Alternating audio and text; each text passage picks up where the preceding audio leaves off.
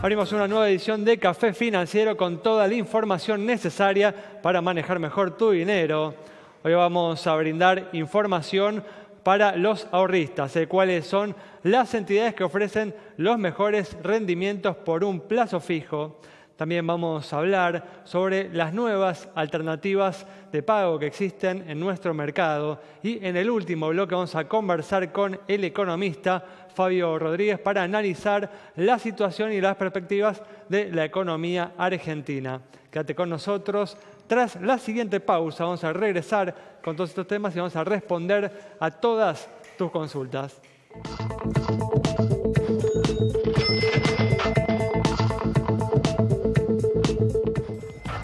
Bueno, ya está aquí como siempre Santiago Chelala, también está con nosotros Yamila Escala y al igual que el miércoles nos acompaña Gustavo Onefa en esta oportunidad para brindarles a todos ustedes, a todos aquellos que están analizando qué hacer con sus ahorros, algunas recomendaciones. ¿Qué tal? ¿Cómo andan? Hola. ¿Cómo les va? Gracias por estar una vez más aquí. Y vamos a arrancar rápidamente con la información que tenemos para hoy, que como siempre es mucha.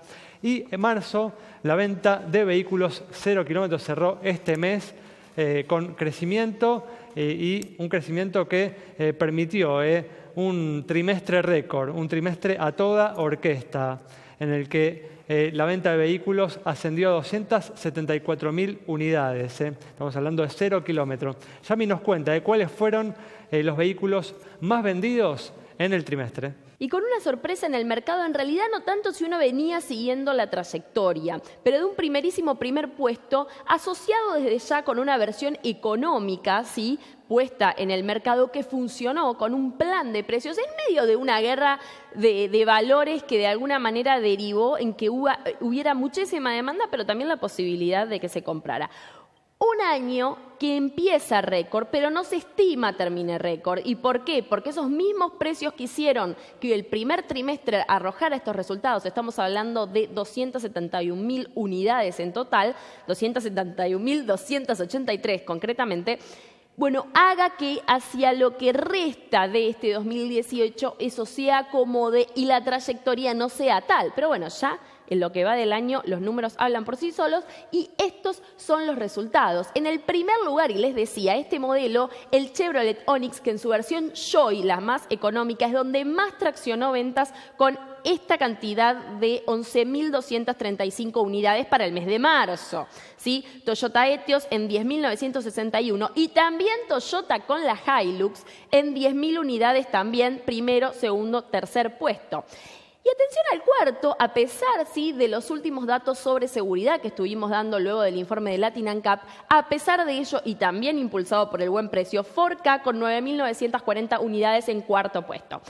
Y ahora lo llamativo, si se quiere, un auto que si usted tuvo autos, tiene vehículos, maneja o lo que fuera, alguna vez se sentó, alguna vez seguramente lo tuvo, estoy hablando del Gol, que luego de 14 años pierde ese podio para entrar en un quinto puesto, también vinculado a que Gol fue mejorando ¿sí?, sus versiones y no estuvo entre los más baratos, pero bueno, con estos resultados que igual son excelentes, para pasar entonces a los de la lista que completan los 10. Chevrolet Prisma en 9.700, Renault Sandero 8.400, Peugeot 208, ¿sí?, en 8.292 unidades, Fiat Palio también 7.197 y la Amarok en 6.626 unidades vendidas. De nuevo, un año que no se espera termine como empezó, donde se reajustarán los precios, donde veremos qué pasa con la composición. Estamos hablando de un 70% de unidades importadas del Brasil y bueno, ahí lo que pase y lo que el gobierno también determine y cómo se meta en esta pulseada para ver cómo sigue la venta de automóviles en la República Argentina.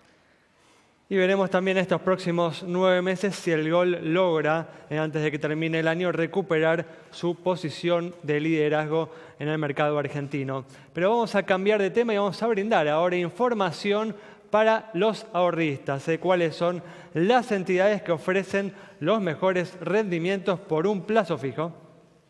Y así es, ante la amenaza de un dólar en alza y también una inflación difícil de bajar, la tasa de interés parece ser la herramienta principal del Banco Central. Eso hace que las tasas de interés permanezcan altas en todo el sistema financiero. Los plazos fijos, para aquellos que son muy cautelosos, pueden ser entonces una alternativa de inversión. Veamos cuáles son las entidades que ofrecen mayor rendimiento. Fíjense, BCT 22,5%, la tasa más alta del mercado, al igual que Meridian y Multifinanzas.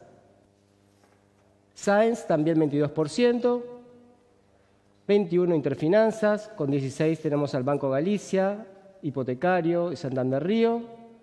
Banco Francés con 15%. Si uno va por los canales electrónicos, por ahí tiene unos puntos adicionales. Después están los plazos fijos UVA. Fíjense, Provincia Hipotecario, inflación más 4% y 3%. ICBC también 3%, como Santander Río. Y el francés y Galicia nos dan lo suficiente para recuperar el poder adquisitivo perdido por la inflación. Como siempre, toda esta información la encuentran en detalle en nuestra página de Facebook.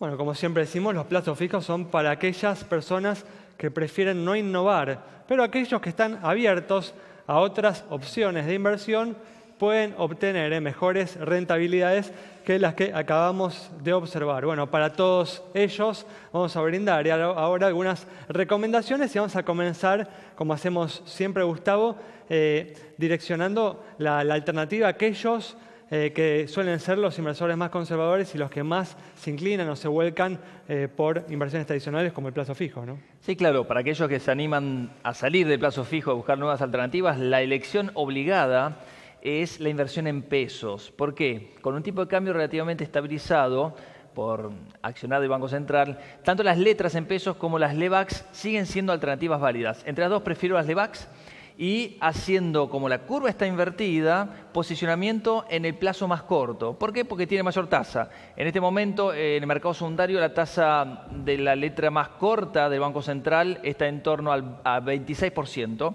Claramente unos puntos por encima de los plazos fijos e incluso 4 puntos por encima de la tasa de plazo fijo más alta que mencionó Santiago. La diferencia igual no es tan amplia porque tenemos que descontar la comisión, ¿no?, que le va a cobrar al inversor la institución bursátil, ¿no? Correcto. Claramente posicionarse a largo plazo implica ahorrarse ese costo de hacer el rollover o renovar la inversión mes a mes.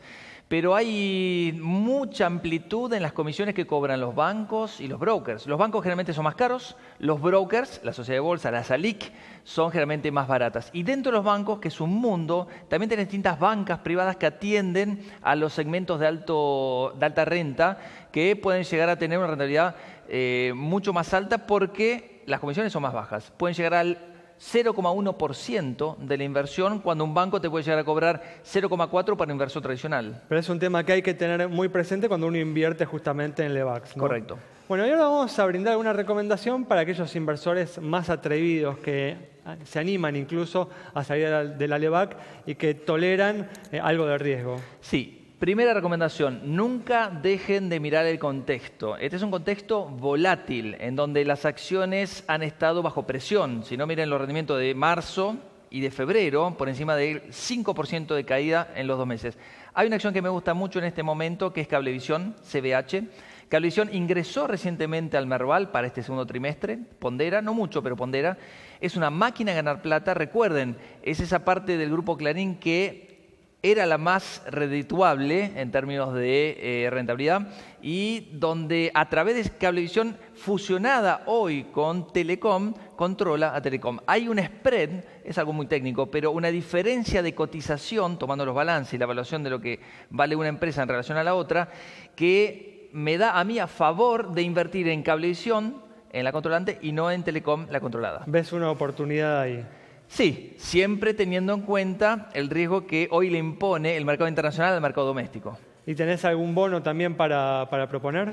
Mira, para aquellos más amantes al riesgo, vamos directamente al bono más largo. Vamos al bono en dólares, que ha estado muy golpeado en los últimos meses, que había arrancado en $89, colocado $89, que se fue hasta 106, volvió a $89 y hoy que se ubica en torno a 91. Es un precio muy atractivo que rinde 7,8%. Una recomendación atrevida, Gustavo, ¿no? Colocarse en un bono accionario. Sí, ¿no? Hace 2 meses que lateraliza bien abajo ese bono después de la caída y se trata del AC17, el bonar 2.117. No es para cualquier estómago, ¿no?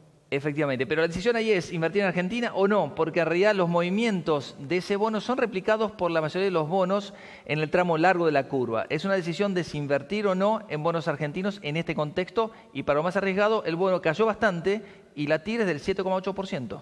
Muy bien, bueno, con estas recomendaciones cerramos este bloque. Quédate con nosotros. Al regreso vamos a estar hablando de las nuevas alternativas de pago que existen en nuestro mercado. En este espacio que siempre dedicamos a analizar en detalle algún producto financiero, alguna cobertura de seguros, hoy vamos a hablar de las nuevas modalidades de pago que se vienen incorporando en nuestro mercado. Para ello estamos con Jorge Larravide, que es gerente comercial de RedLink. Jorge, ¿qué tal? ¿Cómo andás? ¿Qué tal, Alejandro? Gracias por estar una vez más aquí. Gracias. Bueno, Jorge, coméntenos rápidamente cuáles son estas nuevas modalidades de pago que se vienen incorporando en el mercado en estos últimos meses, años. Las modalidades nuevas de pago a las ya tradicionales, básicamente es el Pay, el pago electrónico inmediato, que tiene una modalidad billetera para usar entre personas y para comerciantes o profesionales una posibilidad de cobrar en forma presencial una operación o si es una venta online por internet con un botón de pago. El Vale Pay, digamos, es como hacer una transferencia, ¿no? Exactamente, es como hacer una transferencia, pero desde el punto de vista del usuario es muchísimo más simple porque es como usar un WhatsApp. Es seleccionar un contacto, poner un importe, apretar enviar y ya el dinero, yo ya te pasé el dinero y vos ya lo tenés. Bueno, y la otra alternativa es MOV, ¿no? En el caso de MOV, eso está orientado a profesionales o a comercios, con lo cual pueden realizar el cobro de su venta, ya sea leyendo por un lector que se pone con el smartphone la tarjeta de débito de un cliente que está pagando, o leyendo un código QR que se escanea con la billetera. Estas modalidades funcionan bajando, ¿no?, una aplicación y cargándola en los teléfonos celulares o también en las computadoras, ¿no? Exactamente. Como son aplicaciones móviles, básicamente es descargar una aplicación del Store de Android o de iOS, hacer un proceso muy fácil de enrolamiento de única vez de la tarjeta de débito, y con esto queda la cuenta asociada, y a partir de ahí alguien ya puede usar una billetera o puede cobrar por una venta. Bueno, este tema tiene particular vigencia en estos días en los que comenzó a regir la obligatoriedad para los comerciantes de recibir pagos con tarjeta de débito, ¿no? Los comerciantes han rechazado esta medida, cuestionando, ¿no?, los costos que tiene para ellos esta situación, ¿no?, esta obligatoriedad. ¿Estas modalidades permitirían, ¿no?, cumplir con esta medida de la AFIP? Desde ya.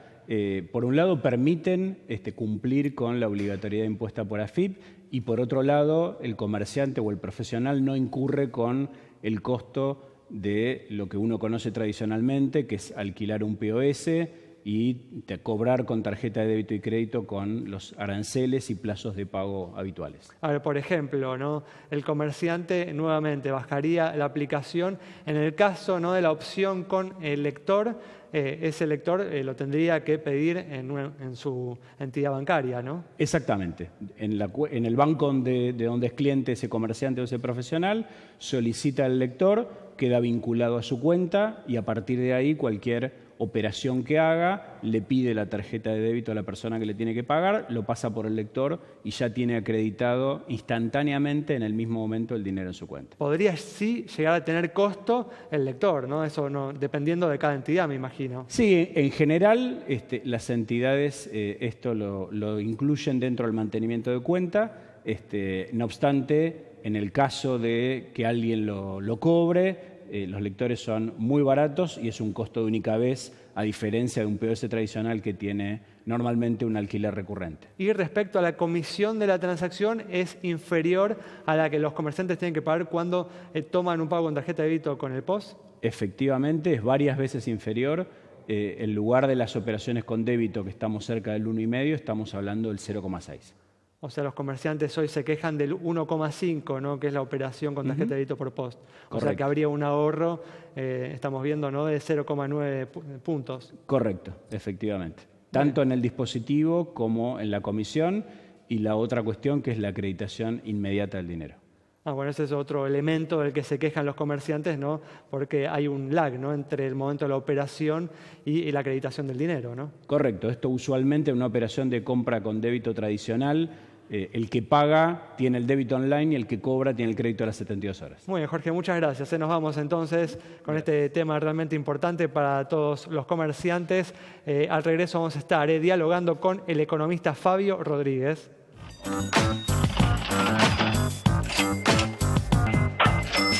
Bueno, ya estamos aquí con la presencia del economista Fabio Rodríguez para analizar la situación y las perspectivas de la economía argentina. ¿Qué tal, Fabio? ¿Cómo andás? ¿Cómo están? Gracias por estar una vez más aquí. Esta semana la presencia del ministro de Finanzas, Luis Caputo, en el Congreso, nos permitió concentrarnos en un hecho destacado, ¿no?, y relevante de la actualidad económica argentina, que es el endeudamiento, el creciente endeudamiento que viene teniendo nuestro país. Como dijimos el miércoles, la deuda externa total del país cerró el 2017 en más de 230.000 millones de dólares, un incremento cercano al 30% con respecto a lo sucedido el año anterior. Fabio, ¿crees que el gobierno tiene que acelerar más la reducción del déficit para controlar el crecimiento del endeudamiento? A ver, sin duda están relacionados y es verdad que cuando uno mira el tema de la deuda, todavía se dice los niveles todavía no son preocupantes, pero la dinámica que está tomando, es decir, cómo va aumentando año a año, sí es preocupante y eso no se puede mantener mucho tiempo más. Cuando hablas, Fabio, de nivel, te referís, ¿no?, a la relación deuda-PBI. Sí, se mide contra la economía, que es 50%. Y si sacamos la deuda intrasector público, 20 y pico %. Pero ha saltado 10 puntos la deuda relevante, que es con el sector tenedores privados. Lo preocupante es la dinámica. La dinámica, esto de que cada año se le agregan 30 y pico mil millones de dólares al stock de deuda que tenemos. Entonces, como vivir con esa tarjeta de crédito, pagando el mínimo y financiando todo, no se puede. Atrás de eso está, por supuesto, el déficit, pero hay otro montón de cosas más, porque está cuánto crece la economía para poder absorber ese endeudamiento, qué tasa de interés estamos pagando. Entonces, cuando el gobierno dice no es preocupante y vamos a un sendero donde se va a estabilizar y vamos a poder resolver el problema de la deuda, bueno, atrás hay supuestos que hay que tenerlos en cuenta, que es lo que esta semana y en el debate del Congreso tangencialmente se tocó por parte de algunos diputados, que decían, bueno, ¿qué pasa si no se crece lo que se está estimando? ¿Qué pasa si sube la tasa de interés? Eso es lo interesante y lo que hay que mirar con cuidado. Pero por eso, volviendo a la pregunta que te hice, ¿crees que el gobierno debería hacer un mayor esfuerzo fiscal para evitar que este problema se transforme en una crisis? Bueno, no hay magia. Si no queremos tomar deuda, hay que ir bajando más rápido, por supuesto, el déficit primario, que es lo que nos obliga a financiarlo emitiendo deuda, porque este gobierno eligió, obviamente, no emitir, sino financiarlo de esa manera. No hay magia. O se financia tomando deuda, o se emite, o se suben los impuestos que nadie quiere, y si no, se corrige el déficit más rápido. El problema ahí es que se ha corregido ya bastante de la parte de subsidios, que en su momento cuando se empezó representaba el 100% del déficit, ahora es menos de 2/3, o sea, lo que queda por hacer es cada vez menos en materia de subsidio. Entonces hay que meterse con partidas y con ítems que son más complejos desde el punto de vista de la conflictividad social y del tema político. Pero por eso, para vos el sendero de reducción del déficit que planteó el gobierno, que por ejemplo establece... Es lógico, ¿no? Es lógico. ¿Te parece es un punto adecuado, por año, este razonable? año se va a cumplir, yo creo que no va a tener problema en llegar al 3,2 que está prometido. ¿No irías con un sendero más ambicioso? No, lo que sí tendría mucho cuidado en lo que también mencioné, cómo me va con la tasa de interés a la que tengo que ir refinanciando esa deuda, cuánto crece o no la economía. Y otra cosa muy importante, nosotros estamos tomando dólares para financiar gastos y desequilibrios que son en pesos. Tomamos dólares porque la tasa era más barata el año pasado y el anteaño, pero empezó a subir también la tasa en el mundo. Entonces, y teníamos las tasas en nuestra moneda cara. Bueno, eso hay que mirarlo, el gobierno algo está haciendo de eso, tratar de tomar más deuda en el mercado local en pesos a tasas más bajas para que seamos menos vulnerables, porque no necesitamos todos los dólares que tomamos, porque necesitamos pesos en el desequilibrio que tenemos. Hablando de tasas de interés, Fabio, mucho se le criticó el miércoles al ministro Caputo el tema del carry trade, ¿no? El argentino bicicleta financiera. ¿Te parece que es un riesgo que está hoy vigente, ¿no? Con un Banco Central que está definitivamente tomando medidas para que el dólar no se le escape? Te diría que no, porque ha habido periodos que eso funcionó y ha habido periodos que realmente, inesperadamente, el Banco Central cambió los parámetros y el que estaba apostando en pesos perdió. Valga el ejemplo, alguien que entró en letras en noviembre o en octubre del 2017 estuvo renovando, se quedó a 3 meses, a 6 meses y en el medio una devaluación de 17%. Claro, no está llevando adelante el Banco Central una política tan previsible. No es previsible, ¿no? Exactamente. Quizás fue durante buena parte del 2017. Yo no diría eso ahora porque justamente venimos de un mercado cambiario convulsionado donde hubo una devaluación y donde sí tuvo que empezar a intervenir el Banco Central para dar previsibilidad cambiaria. Al mismo tiempo uno piensa, ¿no? Teniendo en cuenta la meta, ¿no?, de inflación para este 2018 y la inflación que ha habido, ¿no?, en estos primeros meses del año, ¿ya no está de alguna manera bastante obligado el Banco Central a mantener cierta firmeza bajo un control bastante riguroso del mercado cambiario, el valor del dólar? Bueno, sí, de hecho por eso lo hizo, porque recordemos que a fin de año de alguna manera pierde el instrumento de la tasa, en el sentido de que la tuvo que empezar a bajar, quizá a disgusto, un problema ahí político, de interna y demás, que se pierde ese instrumento. Bueno, obviamente después se devalúa también y se empiezan a ir a precios esa devaluación. Por lo tanto, empieza a intervenir para parar el tipo de cambio en los valores que lo vimos toda esta semana. En la anterior semana también se manifestó firme diciendo, bueno, si hubiera que volver a actuar con la tasa, lo va a hacer. Porque en esta semana, creo que pasó también, el propio presidente del Banco Central se manifestó disconforme con los resultados obtenidos en materia inflacionaria en el arranque del año. No, pero por eso, ¿no da la impresión de que hay espacio, como dice Santiago, para el carry trade o para la bicicleta financiera ahora en los próximos meses? Bueno, si uno dice va a seguir interviniendo porque está el problema de los precios, pero cuidado, porque la tasa no está tan claro si puede seguir bajando también. Entonces, yo diría, no está tan previsible la bicicleta, como se dice, como en el año pasado, porque además el mundo también cambió y los movimientos de capitales y más son diferentes.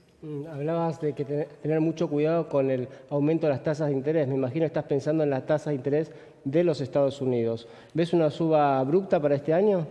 No, porque ya hubo una primera suba y fue gradual y dentro de lo previsto, ¿sí?, de 0,25, pero sí cambió el mundo en el sentido de la abundante liquidez y a las tasas que nos financiamos. Argentina tomó deuda en enero a menos del 6% o al 6 y pico por ciento. Esa misma deuda a 10 años hoy vale más de 8. Y de hecho ningún emisor más, ni la Nación ni las provincias, salieron después de enero a tomar deuda. No porque los mercados estén cerrados, sino porque hay que convalidar niveles de lo que estamos hablando, 8% y más. Entonces, eso también puede hacer divergente el proceso de cómo va el endeudamiento en Argentina, donde estamos pagando respecto al producto cada vez más intereses. Y también eso hace que no luzca el esfuerzo que se hace para reducir el déficit primario, porque estamos bajando la cuenta del déficit primario, pero estamos subiendo la cuenta de intereses, ¿no? ¿Y hay algo más, Fabio, que el gobierno pueda hacer para bajar la inflación? Me parece que hizo algo propicio como estas últimas semanas, que es decidirse a incorporar la estrategia de la intervención cambiaria como una herramienta más que la tiene que tener en la caja de política monetaria y de política cambiaria. Hasta ahí el Banco Central no quería saber nada con intervenir y con usar el tipo de cambio. Cuando vio que era necesario ponerle un freno porque eso comprometía los precios, lo hizo. Entonces yo diría, agregó un instrumento al control de la inflación, que es cierto anclaje cambiario, porque la cosa venía preocupante, ¿no? Bueno, Fabio, muchas gracias. Nos vamos entonces ustedes. con el análisis del economista Fabio Rodríguez sobre la actualidad de la economía argentina, el crecimiento de la deuda y algunas de las amenazas que se están percibiendo en el contexto internacional. Nos reencontramos el próximo miércoles a las 20:30 aquí en Metro.